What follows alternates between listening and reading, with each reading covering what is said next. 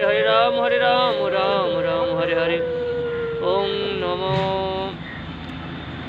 নমো সরস্বতী মহাভাগ্যে বিদ্যাশয়ে শ্রীকৃষ্ণায় বয়ং নমো। প্রণাম জানাই আমি আমার গুরুদেব প্রসন্ন বাবাজির আতুল চরণে। প্রণাম জানাই সাধুগুরু বৈষ্ণবেদের আতুল চরণে। কৃপা করে করুণা করে আমাকে আশীর্বাদ প্রাপ্ত করবেন, যেন সেই যোগ্য ভগবান শ্রীকৃষ্ণ আমাকে গড়ে তুলুন। তার কথা যেন আমি প্রতিটার তার ভক্তের হৃদয়ের ভিতরে যেন প্রতিষ্ঠিত করি। বলি ভক্তবাঞ্ছা ভগবান কি নিতাই গৌর হরি বল। হরিবল হরিবল। পরমানন্দ চন্মুখে অনন্ত কোটি ব্রহ্মাণ্ডের নায়ক ভগবান রাধা শ্যাম সুন্দরের অসীম কৃপায় অসীম অনুকম্পায় আজ আমরা শিব মন্দির প্রাঙ্গণে আজ যে মা জননীর আত্মার কল্যাণের উপলক্ষে আজকে সাধুগুরু বৈষ্ণবগণ এবং ভাগবত কথার আয়োজন। আসলে আমরা পরম সৌভাগ্য যে পরম বৈষ্ণব দেবাদিদেব মহাদেবের মন্দির প্রাঙ্গণে হরিকথা শ্রবণ করার সুযোগ প্রাপ্ত আমরা করেছি। বলি শিব শঙ্কর ভগবান কি। আজ যে দাদার যিনি গর্ভধারিণী মা ছিলেন, আসলে মা বাবা আমরা আমাদের সবাইকে চলে যেতে হবে, তাই না কাকা বাবু? সবাইকে চলে যেতে হবে, বেঁধে রাখা যাবে না। বলে এসেছি যাব, যাওয়া আসার মাঝখানে যতটুকু সময় আছে সেই সময়টুকু গোবিন্দর সেবায় দিতে হবে, তাহলেই এই দেহটার মূল্য আছে। আমি এই দেহ দিয়ে গোবিন্দর সেবা করতে পারলাম না, সাধুসঙ্গ করতে পারলাম না, আমার দেহের কোনো মূল্য নেই। দেহের মূল্য যদি সাধুসঙ্গ করতে পারলাম, ভগবানের সেবা করতে পারলাম, তাহলে আমার দেহের মূল্য দেখল। এই দেহ থেকে যখন আমাদের সে আত্মা বেরিয়ে যাবে তখন আর দেহের কোনো মূল্য থাকবে না। থাকবে কাকা বাবু? থাকবে না। আত্মার সাথে আমাদের সম্পর্ক। তা আমরা কি, আমাদের যদি কেউ মারা যায় তাহলে আমরা কান নিয়ে শোক করি? বলে দেহ নিয়ে শোক করি। অর্জুনকে ভগবান বলেছিলেন, অর্জুন তুমি দেহের শোক করো না, বলেছিল না কাকা বাবু? আমরা দেহ নিয়ে কান্দাকাটি করি। শোক করেন কাকে? যে ব্যক্তি এই দেহটাকে পরিচালনা করিয়েছেন, খাওয়িয়েছেন, ঘুমাইয়েছেন, কথা বলাইয়েছেন, বলে তাকে নিয়ে শোক করো, তাকে নিয়ে ভাবো। বলে কেমন ভাবতে হবে? বলে আত্মা যতদিন আমার এই দেহই ছিলেন ততদিন আমি ছিলাম। আত্মা বেরিয়ে গেল, আমরা সব শেষ হয়ে গেলাম। আমাদের সম্বন্ধ আত্মার সাথে। আচ্ছা বাবা, এই মোবাইলের সম্বন্ধ কার সাথে? ব্যাটারির সাথে তো। আচ্ছা, ব্যাটারি যদি আমরা খুলে নিই তাহলে মোবাইলের সম্বন্ধ থাকলো? সে তো আজ জীবিত হতে পারছে না। কেন পারছে না? কারণ মোবাইলের সাথে তার সম্বন্ধ। আমাদের আত্মার সাথে আমাদের সম্বন্ধ, আমাদের বন্ধন জড়িয়ে গেছে। তাহলে পিতা পুত্রর বন্ধন, এই বন্ধন ছিন্ন হবে, আত্মপরিজনের বন্ধন ছিন্ন হবে, কিন্তু আমার রাধা মাধবের বন্ধন ছিন্ন হবে না। রাধা মাধব তারে জড়িয়ে ধরবে। তা আমরা কি, আমরা এই মৃত দেহটাকে আমরা নিয়ে কান্দাকাটি করি, আর এই মৃত দেহটাকে যখন আমরা কাঁধে করে নিয়ে যায়, বাঁশের দোলনায় করে যখন কাঁধে করে, চারজনে কাঁধে চড়ে যখন এই দেহটা কোথায় যায়? বলে শ্মশান। আচ্ছা, শ্মশানে কি জন্য নিয়ে হয়? আমাকে দেহটা তো বাড়িতেও পোতা হয়, হয় না বাবা? শ্মশান হচ্ছেন পবিত্র ভূমি, পবিত্র স্থানে আমাকে দেহটা যায়, তাই না কাকা বাবু? আর কোথাও না। আচ্ছা, শাস্ত্রে কি বলছে যে পবিত্র ভূমিতে যদি কেউ গাঁজা খায়, বিড়ি খায়, মদ্যপান খায়, তাকে নরকগামী হতে হয়, শাস্ত্রের বচন। আসলে আমরা ভাগবতের ভিতরে মরণী। আজকে যে মায়ের উদ্দেশ্যে যে তার আত্মা কল্যাণের জন্য আজকে হরিকথা হচ্ছে, আজকে এখানেই বসে তার আত্মার জন্যে কান্দাকাটি করতে হবে, তাই না কাকাবাবু? আমরা সনাতন ধর্মের মানুষ এটা ভুলে গেছি। সৎসঙ্গ মানে আসলাম, প্রসাদ দিলাম, চলে গেলাম, এর জন্যই সৎসঙ্গ বলিনি। বলেছে কাকাবাবু? না, যেটা সৎ, সৎ মানে কি? পবিত্র। তাই সে মা জননী, সে আত্মার উপলক্ষে তো আজকে হরি কথা, আজকে রামায়ণ কথা। হ্যাঁ, যদি আমার মন যদি স্থির না থাকে, আমার মন যদি চঞ্চল থাকে, আমার কোনো কিছুই ফল আসবে না। ভগবান শ্রীকৃষ্ণ গীতায় অর্জুনকে বলেছেন, অর্জুন তোমার চঞ্চল মনকে স্থির করো আর আমার প্রতি শরণাগত হও, তবেই তুমি আমাকে পাইবে। অত সহজ নয়। আমরা তিলক কাটলাম, রামাবলী গায়ে দিলাম, সাধুর বেশে থাকলাম, বলে অত সহজ নয়, অত সহজ নয়। আমরা কেউ ভগবানের ভক্ত নয়, বলে আমরা কেমন সাজা ভক্ত। প্রকৃতি ভক্ত কে ছিলেন? আমার সুদামা। সুদামা গরিব ছিলেন না বাবা, না কোটিপতি ছিলেন? গরিব, কিন্তু তিনি বিয়ে করেছিলেন বড়লোক জায়গায়।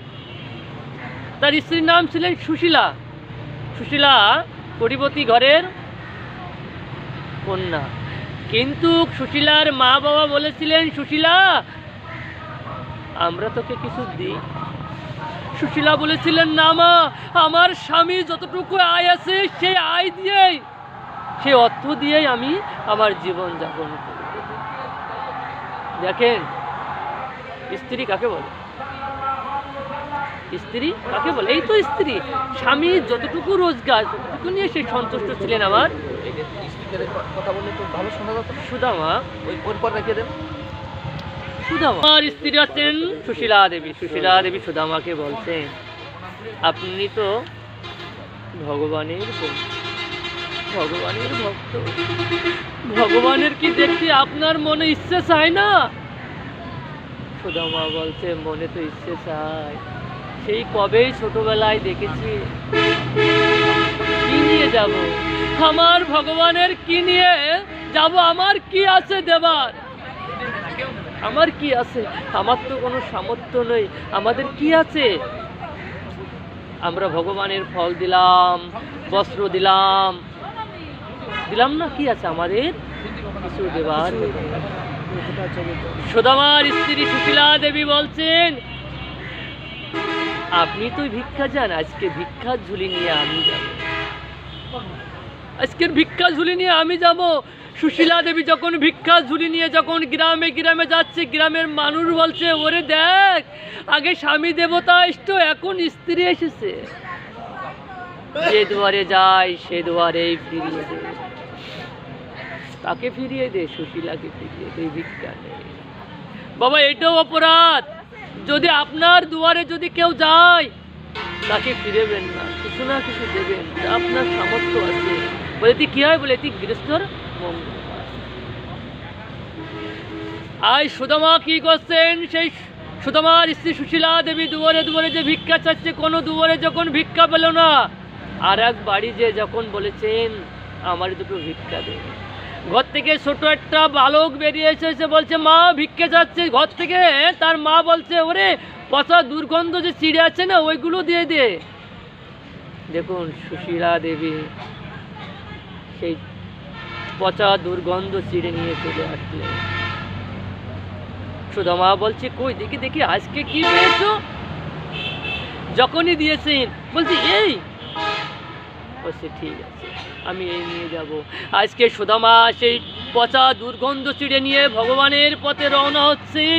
যখনই ভগবান দেখলেন সুদামা আসছেন, দৌড়িয়ে এসে সুদামাকে চরণে ভগবান প্রণাম করেছেন।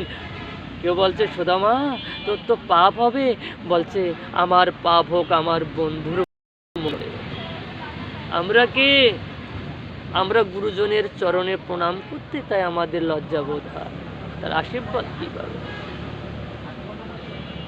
আরে গুরু চরণে যে প্রণাম করে না, ভগবানের চরণে যে মাথা নত করে না, তার আজীবন চিরকালই দুঃখ কষ্ট যন্ত্রণা এগুলো ভোগ করতে হয়। ভগবান ভক্তের চরণে প্রণাম করছে। ভগবান ভক্তের চরণে, বন্ধুর চরণে প্রণাম করছেন, বন্ধুর রাজপ্রাসাদে নিয়ে যে বন্ধুর চরণ ধোয়াচ্ছে, তবু বলছেন সুদামা তোমার পাপ হবে, বলছে আমার পাপ হোক তবু আমার বন্ধুর মঙ্গল হবে। এ কেমন বন্ধু? আরে বন্ধু তো তাকেই বলে যে বন্ধুর বন্ধুর মতন, আর যে বন্ধুর বিবাদ আপদে ফেলাই থুয়ে চলে যায় সে হচ্ছে কি বন্ধু বলে না, সে ক্ষণিকের জন্য বন্ধু। তা আমরা এই জগৎ সংসারে সব ক্ষণিকের জন্য বন্ধু পাতাইছি। বন্ধু করবেন কার সাথে? বন্ধু গোবিন্দর সাথে, তাহলে জীবনে কোনো দুঃখ করে না। তাহলে আত্মার শোক করেন, আত্মার জন্য কাঁদেন। এই মৃতদেহ যখন চারজনের কাঁধে চড়ে যায়, সবাই হরিবল বলতে বলতে যায়, আর তো কিছু বলে না। আর কিছু বলে বাবা? হরিবল বলো, হরি হরিবল। পথ দিয়ে যখন এই দেহটাকে নিয়ে যাচ্ছেন, এক ব্যক্তি দাঁড়িয়ে কাঁদছে। একজন জিজ্ঞাসা করছেন, বাবা আপনি কাঁদছেন কি জন্য? বলে এই যেই ব্যক্তি দেহ যাচ্ছে তিনি তো আপনার কেউ না, তবে আপনি কাঁদছেন কি জন্যে? সে আপনার কি হয়? বলছে সে আমার কিছু না।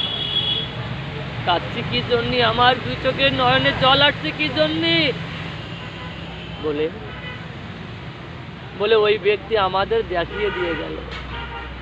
বলে আমিও জগৎ সংসার এসেছিলাম, সংসারের আমার খেলা শেষ, আমি চলে যাচ্ছি যেমন দোলনায়, এক এক করে তোমরা আসবে এই বাঁশের দোলনায় করে। বলে এই দেখে আমার চোখে জল। কয়জনের চোখে জল আসে? বলে ও বুঝি গিয়েছে, আমরা যাব না, কিন্তু উনি দেখিয়ে দিয়ে গেলেন যে আমিও যাচ্ছি, আমার পেশ পেশ আসো। আমার ঠাকুরদাও দেহ রেখেছেন, আমার বাবাও দেহ রেখেছেন, আমিও দেহ রাখবো, আমার পুত্রও দেহ রাখবে, তার পুত্র দেহ রাখবে। তাই এই জগৎ সংসারে চিরকাল কেউ থাকতে আসেনি। আমরা কি 4 তলা 5 তলা বাড়ি করছি, মনে হয় ভগবান আমাদেরকে রাখবে? কিছু না। বলে এসেছি খালি হাতে, যাব খালি হাতে। গীতায় ভগবান কি বলছেন? যে আমার নাম স্মরণ করিতে করিতে দেহ রাখে, সে আমার কাছে পৌঁছয়, তাকে আর জন্ম নিতে হয় না। আচ্ছা আমরা পৃথিবীতে আসলাম কি জন্যে?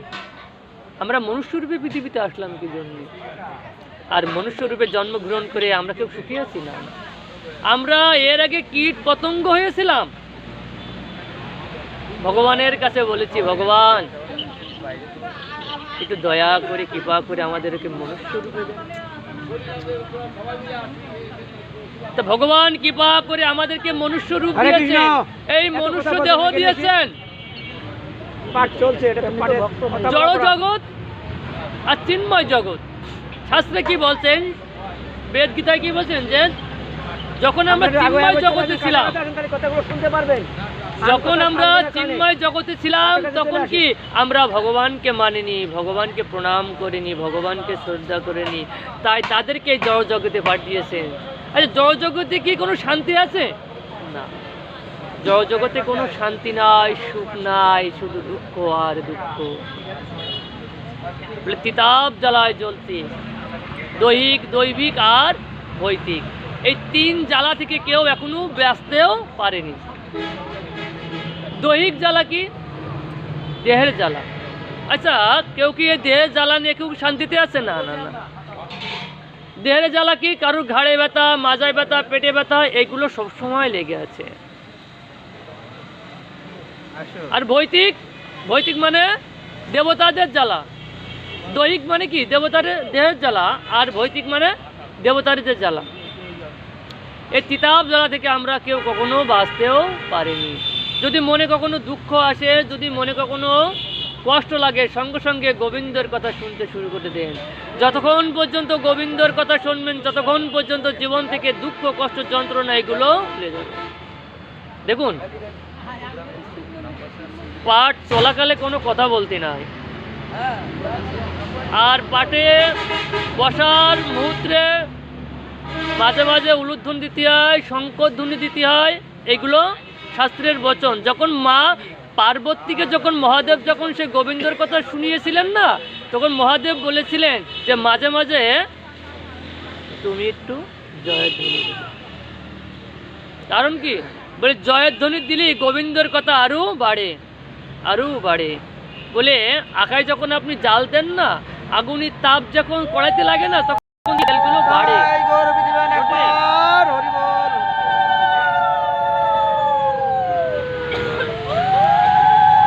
এগুলো আমাদের আমরা ভুলে গেছি। আমরা সনাতন ধর্মের মানুষ, এটা আমরা ভুলে গেছি। আমাদের সনাতন ধর্ম হচ্ছেন পবিত্র ধর্ম। পবিত্র ধর্মকে আমরা কলঙ্ক লাগিয়ে বসে তালি শ্মশানে দেহটা পড়ে, আত্মা পড়ে না। তাই গীতায় কি বলেছেন? যে আত্মাকে দেখা যায় না, আত্মাকে ভিজানো যায় না, আত্মাকে শুকোনো যায় না, বলেছেন না কাকা বাবু? আচ্ছা, আমরা কি আত্মা অদৃশ্য? যাকে দেখা যায় না তাকে কি বলে? তাকে বলা হয় অদৃশ্য। আত্মা হচ্ছেন অদৃশ্য। এবার আসুন, এবার কি হচ্ছে? আমাদের 11 দিন উপবাস করে পিতামাতার উদ্দেশ্যে পিণ্ডদান দিতে হয়, গিরিয়ে দিতে হয়। সে পিণ্ডদান কোথায়? গয়ায়। গয়ায় পিণ্ডদান দিতে হয়। এখানে শুক্র ভাই দুজনের জন্য প্রণাম করতেন, এক জায়গায় প্রণাম করলেন। গয়ায় কি জন্য পিণ্ডদান দিতে হয়? নষ্ট করতে নেই ভাই, চুপ করে। এই গয়াসুর নামে ভগবানের পরম ভক্ত ছিলেন। গয়ার বিষয় যখন বলি, পুরোটাই বলি। অসুরদের ভিতরে গয়াসুর পরম ভক্ত। আচ্ছা, পরম ভক্ত অসুর কি এখন ভিতরে? অসুরের ভিতরে এত ভক্ত? গয়াসুর পরম ভক্ত, গোবিন্দ ছাড়া কিছুই চিনত না। গয়াসুরের এই ভক্তি দেখে, তপস্যা দেখে ভগবান প্রসন্ন হয়েছেন। ভগবান আর থাকতে পারেনি। আমার মাস্টারমশাই গুরুদেব এখানে আছেন, ধরেন আমি তার ছাত্র। আমার পড়াশুনো দেখে চারিদিকে যদি আমার প্রশংসা শোনে, স্বয়ং গুরুদেব কি আমার কাছে আসবে না? আসবে না? স্বয়ং গুরুদেব আমার কাছে আসবে। তা চারিদিকে যখন শুনছে যে অসুর খুব ভগবানের ভক্ত হয়ে উঠেছেন, আর থাকতে পারেনি। উনি গিয়েছেন, ভগবানকে প্রণাম করেছেন। প্রণাম। ভগবান বলেন, গয়াসুর, আমি তোমার প্রতি খুব প্রসন্ন হয়েছি, বলো তুমি কি চাও? গয়াসুর বললেন, প্রভু, দিতেই যদি হয়, আমার দেহটা এতটাই পবিত্র করে দেন, যাতে আমার এই দেহটা স্পর্শ করবে, ছুঁয়ে দেবে, তার মুক্তি হয়ে যাবে, তার উদ্ধার হয়ে যাবে। ভগবান বললেন, তথাস্তু, তাই হবে। এখন ভগবান বরদান দিয়েছেন। এখন যে স্পর্শ করে, যে ছুঁয়ে দেয়, আসলে একটু চুপ করে বসেন 2 মিনিট, উদ্ধার হয়ে যায়।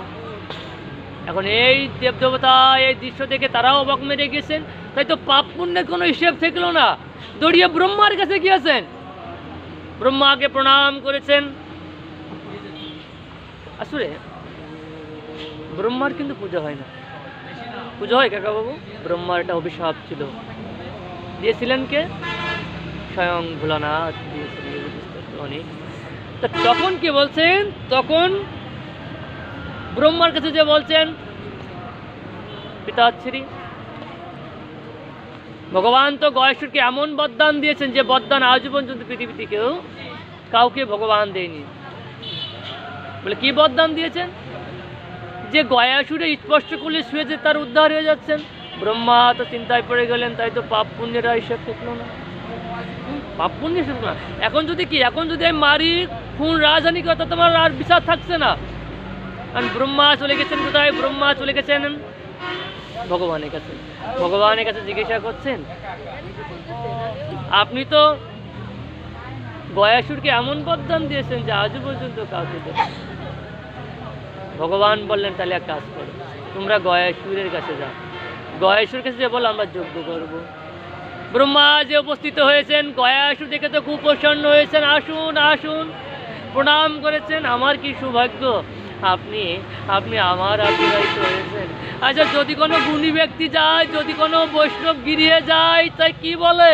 সে যদি জ্ঞানী ব্যক্তি হয়, বলে আমার কি সৌভাগ্য, আমি বৈষ্ণব পেয়েছি। যেমন আজকের এই যে এই মন্দির প্রাঙ্গণে, স্বয়ং বৈষ্ণবের মন্দিরে আজকে সাধুগুরুর আগমন হয়েছেন। কার উদ্দেশ্যে? সে মায়ের আত্মার উদ্দেশ্যে। এ কেমন সৌভাগ্য, কেমন বলে আমার কি সৌভাগ্য, আমি আপনার দর্শন পেলাম। বলছে আমি তো যাব, আমার মতন পাপিষ্ঠ তো আপনার কাছে যাবে, আমার মতন পাপিষ্ঠ। ব্রহ্মা বললেন গয়াসুর আমি তোমার কাছে কিছু চাইতে এসেছি। গয়াসুর বললেন আমার কি দেবার আছে, আমার তো কিছু নেই। বলে তোমার কাছে যা আছে তাই এই জগতে এই ব্রহ্মাণ্ডে আর কাউকে ভগবান দেয়নি, আর কি? ভগবান আর কাউকে দেয়নি। তোমার দেবতা তো এতই পবিত্রতায়, তা আমরা পবিত্র ভূমি খুঁজছি, আমরা যজ্ঞ করব, তা কোথাও যখন পবিত্র ভূমি পেলাম না, একমাত্র তোমার দেহই পেলাম, তাই তোমার দেহর উপরে আমরা যজ্ঞ করব। গয়াসুর কৃপা করলেন, করুণ যজ্ঞ, আমার দেহ যদি সৎকর্ম লেগে যায় আমার দেহটাকে দিয়ে দিলাম। গয়াসুর শুয়ে পড়লেন, দক্ষিণ দিকে পা, উত্তর দিকে মাথা, যেটা আজও পর্যন্ত আমাদের বই আসছে। আমরা পূর্ব পশ্চিম তো মাথা দিই না, উত্তর দক্ষিণ দিই, যাতে শাস্ত্রে লিপিবদ্ধ আছে। তাই করুণ যজ্ঞ গয়াসুর এখন সেই গয়াসুরের বুকের উপরে সে ব্রহ্মার যজ্ঞ বাড়তে শুরু করেছেন, অগ্নির তেজ চলছে, আগুন চলছে, গয়াসুরে নড়তে শুরু করেছেন। গয়াসুরের তেজ যখন বেড়ে যাচ্ছেন, ব্রহ্মা তো ভয় পেয়ে যাচ্ছেন, আরে কি করা যায়, দৌড়িয়ে চলে গেছেন ভগবানের কাছে। প্রভু আপনি তো বলেছিলেন যজ্ঞ করতে, যজ্ঞ তো গয়াসুরের বুকের উপরে তো অগ্নি বাড়তে শুরু করেছি, আর অগ্নির তেজও তো বেড়ে যাচ্ছে। গয়াসুর আর নড়া বন্ধ হচ্ছে না। ভগবান বলছেন যাও শিলা দিয়ে দাও, ব্রহ্মা শিলা দিলেন গয়াসুরের বুকের উপরে, তবু নড়াও বন্ধ হচ্ছে না। ভগবান আর থাকতে পারেন, ভগবান সঙ্গে সঙ্গে যে সেখানে প্রকাশ হয়ে গেছেন। ভগবানের যখন চরণ গয়াসুরের বুকের উপর দিয়ে যখন গদা দিয়ে যখন প্রহার করেছেন, গয়াসুরের নড়া বন্ধ হয়ে গেছেন। সেদিকে ভগবানের আর এক নাম হচ্ছেন গদাধর। বলি গদাধর ভগবান কি।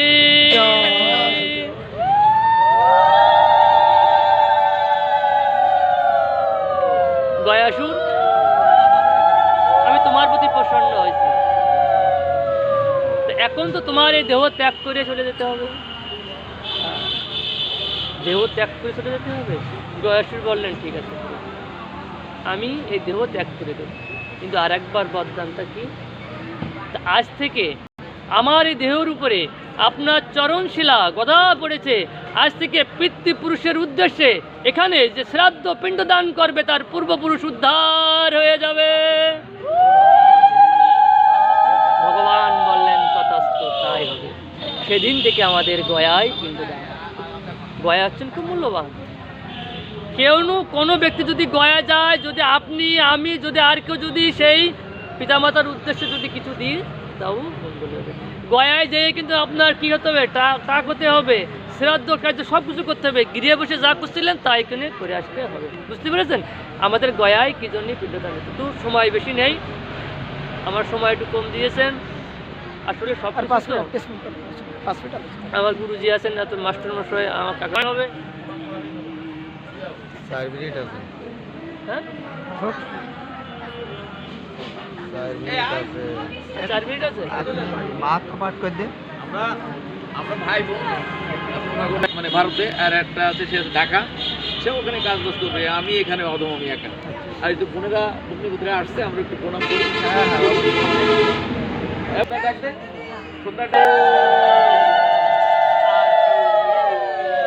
ভগবত পাঠ শুনে দক্ষিণা শাস্ত্রের বচনে দান দক্ষিণা কৃপা করুক, আপনারা সবাই আশীর্বাদ করে। আমি আগে প্রণাম করি। প্রণাম করার পরে গঙ্গা সত্য